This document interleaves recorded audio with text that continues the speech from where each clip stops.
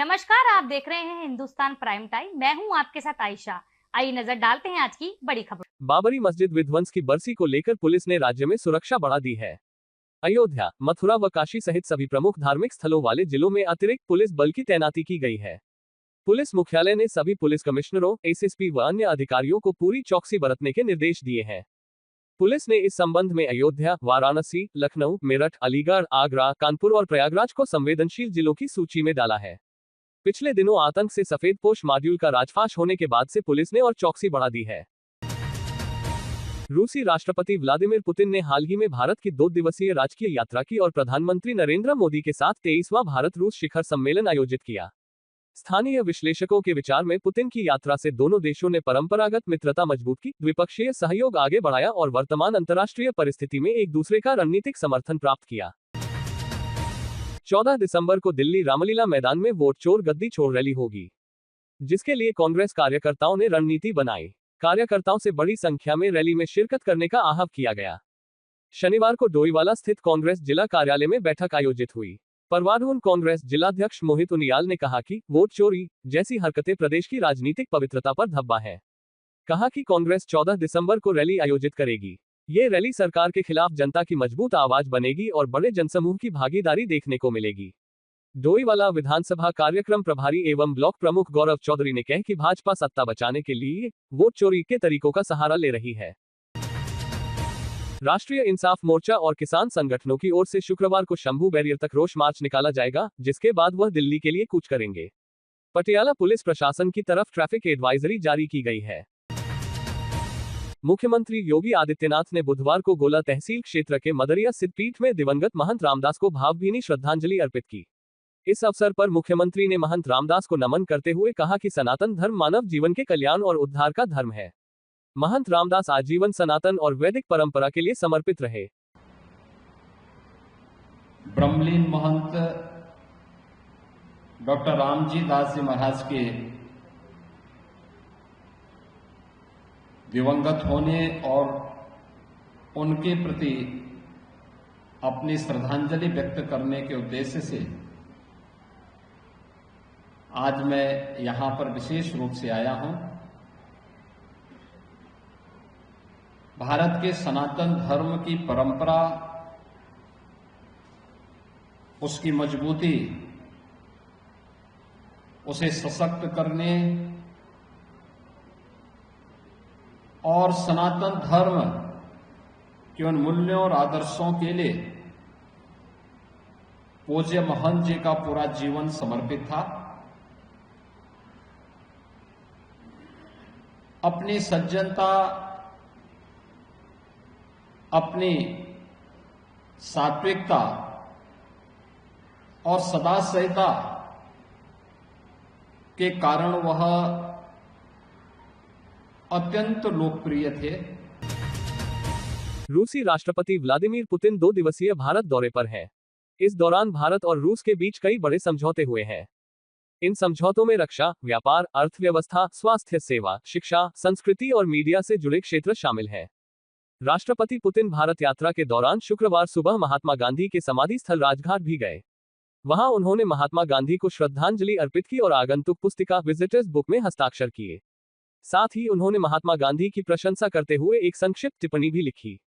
राष्ट्रपति पुतिन ने महात्मा गांधी को आधुनिक स्वतंत्र भारत का संस्थापक बताया और उन्हें एक महान मानवतावादी तथा स्वतंत्रता सेनानी कहा, जिन्होंने अहिंसा के मार्ग पर चलकर देश को आजाद कराने में महत्वपूर्ण भूमिका निभाई। प्रवर्तन निदेशालय एड ने शुक्रवार को मनी लॉन्ड्रिंग जांच के तहत रिलायंस ग्रुप के चेयरमैन अनिल अंबानी से जुड़ी कंपनियों की 1120 करोड़ रुपए की नई संपत्तियां अटैच की हैं। इसके साथ ही समूह के खिलाफ अब तक 10,117 करोड़ रुपए की संपत्ति जब्त की जा चुकी है। एड के अनुसार ताजा कार्रवाई में मुंबई के बॉलोर एस्टेट स्थित Reliance centre, fix deposit FD, bank balance और अनलिस्टेड निवेश सहित 18 संपत्तियां अस्थायी रूप से अटैच की गई हैं। इसके साथ ही रिलायंस इंफ्रास्ट्रक्चर की 7, रिलायंस पावर की 2 और रिलायंस वैल्यू सर्विसेज की 9 संपत्तियां भी फ्रीज की गई हैं। आलिया भट्ट और रणबीर कपूर के लिए पिछला महीना नवंबर यादगार रहा। वे मुंबई के पाली हिल में बने अपने शानदार 6 मंजिला घर में शिफ्ट हुए और अपनी नई जिंदगी की शुरुआत की। उन्होंने सासू मां नीतू कपूर के साथ बेटी राहा का तीसरा जन्मदिन भी मनाया। शुरू में आलिया ने इन सेलिब्रेशन को निजी रखा, लेकिन अब उन्होंने गृह प्रवेश पूजा और राहा के बर्थडे सेलिब्रेशन की झलकियां अपने फैंस को दिखाई हैं। नई दिल्ली के NDMC कन्वेंशन सेंटर में न्यूज़पेपर एसोसिएशन ऑफ इंडिया द्वारा 33वां NI अचीवमेंट अवार्ड 2025 आयोजित किया गया, जिसमें देश भर से आए प्रख्यात पत्रकारों, मीडिया प्रोफेशनल्स, शिक्षाविदों, चिकित्सकों और विभिन्न क्षेत्रों के विशिष्ट व्यक्तियों को सम्मानित किया गया। कार्यक्रम के मुख्य अतिथि राज्यसभा सदस्य एवं प्रसिद्ध लेखक वी. विजयेंद्र प्रसाद ने मीडिया की समाज को जागरूक और प्रगतिशील बनाने में निभाई जा रही भूमिका की प्रशंसा की। विशेष अतिथि के रूप में उपस्थित अंतर्राष्ट्रीय media icon doctor Sandeep Marwah ने कहा कि पत्रकारिता केवल पेशा नहीं, बल्कि सत्य और राष्ट्रहित के प्रति समर्पित एक मिशन है। उन्होंने जोर देकर कहा कि NI अवार्ड्स मीडिया कर्मियों को निडर होकर कार्य करने की प्रेरणा देते हैं। NI के महासचिव विपिन गौर ने सभी अतिथियों का स्वागत किया और बताया कि संगठन आज 10,000 से अधिक पत्रकारों का मजबूत परिवार बन चुका है, जिसका उद्देश्य पत्रकारों के अधिकारों की रक्षा करना और नैतिक रिपोर्टिंग को बढ़ावा देना है। मुझे खुद को भी सम्मानित किया, एक बहुत बड़े मंच पर उपस्थिति मेरी रही। मैं सारी टीम का बहुत बहुत धन्यवाद करता हूँ। गाजियाबाद से आई हूँ और मैं गाजियाबाद महानगर की उपाध्यक्ष हूँ। वैसे मेरा सोशल वर्क जब मैं कॉलेज में पढ़ती थी तभी से काफ़ी रहा और अभी मैं क्षेत्रीय अध्यक्ष भी हूँ, क्षेत्रों की जाती हूँ और यहाँ मुझे मेरे भाई ने बुलाया, मेरा बेटा मानो भाई मानो, और यहाँ बुलाया मुझे छोटा सा सोशल वर्क के काम के लिए जो मैंने किया है अभी तक, उसके लिए मुझे बुलाया। मैं शुरू से अभी तक सोशल वर्क की करती आई हूँ। मंत्री के तौर पे काम किया, अपने पढ़ाई जर्नलिज्म में मास्टर्स की डिग्री तक पूरी की और प्रोफेशन से एक जर्नलिस्ट भी रहे। 2010 में जर्नलिस्ट की नौकरी छोड़कर नरेंद्र मोदी जी से प्रभावित होकर BJP join. Opportunity to be part of this program. Let me start with two very important lines कि सभी दिशाओं से शुभ सुंदर भाव विचार भरे नित अंतर पुण्य धरा बन जाए स्वर्गीय मेरे यत्नों से करुणाकर।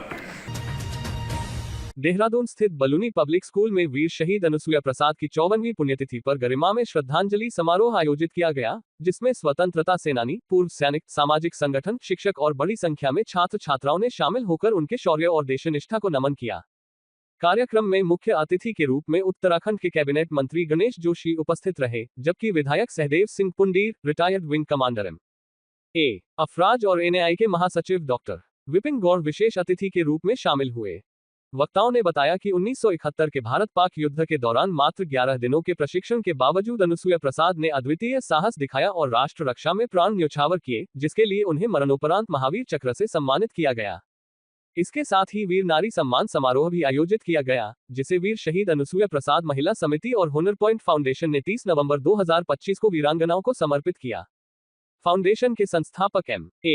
अफराज और स्कूल प्रबंधन ने बताया कि यह कार्यक्रम उन महिलाओं को सम्मानित करने के लिए है जिन्होंने देश के लिए अपना सर्वस्व खोया, लेकिन समाज में साहस और योगदान का उदाहरण बनी रही, और यह श्रृंखला 15 नवंबर से 16 दिसंबर 2025 तक जारी रहेगी। समारोह में कैबिनेट मंत्री गणेश जोशी, विधायक सहदेव पुंडीर, विमल कंडवाल, डॉक्टर विपिन गौर, कर्नल प्रणीत डंगवाल, कर्नल राउत, आनंद चंद्र रमोला, रवि नेगी, गुड्डू नेगी, राज राणा, अनिल प्रसाद गौर, प्रदीप पनवार, मोहन प्रसाद गौर, मीडिया समन्वयक विवेक रावत और राकेश प्रसाद गौर सहित अनेक गणमान्य लोग उपस्थित रहे। अच्छा लगा, हमारे को बहुत इंस्पिरेशन मिली उनसे और उनकी लाइफ से। 17 साल की उम्र में उन्होंने शहादत प्राप्त करी, वो बहुत बड़ी बात है। हमने सैनिकों को याद किया, बहुत अच्छा मेरा भाई आप लोगों से मिलके बहुत खुशी हुई। हमेशा है कि छोटी सी उम्र में देश की रक्षा करते अपने प्राणों की आहुति दी, जिनको इसकी वीरता के लिए। ऐसे ही खास खबरों के लिए देखते रहिए हिंदुस्तान प्राइम टाइम।